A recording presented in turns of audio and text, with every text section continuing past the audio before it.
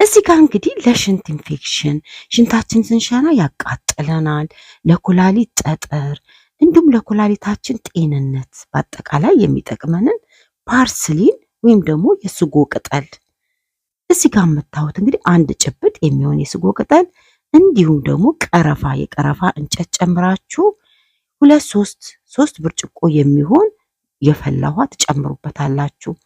ይሄንን እንግዲህ ውህድ ጠዋት ዘፍዝፋችሁ አሳድራችሁ ጠዋት አንድ ብርጭቆ በባዶ ሆዳችሁ መጠጣት።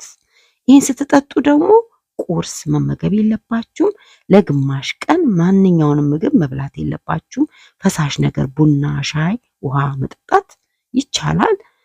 ይህንን ለ3 ተከታታይ ቀን ይጠቀሙ። ትልቅ ለውጥ ያገኙበታል። እኔም በቤተሰቤ የጠቀማቸውን ይዤላችሁ የመጣሁትኝ በጣም ብዙ ጥያቄ ስላለ ነው።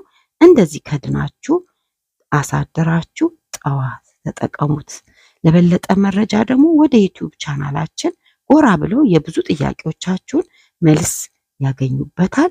እንዲሁም ደግሞ ከዚህ ቪዲዮ ስር ያለውን ሰብስክራይብ የምትለውን የቲክቶክ ሰብስክራይብ በማድረግ ቅድሚያ የጥያቄያችሁን መልስ ለማግኘት በጣም ስለሚረዳችሁ ቲክቶክ ሊንኩን ከስር ሰብስክራይብ የምትለውን ሰብስክራይብ አድርጉ። የተባረከ ቀን ይሁን።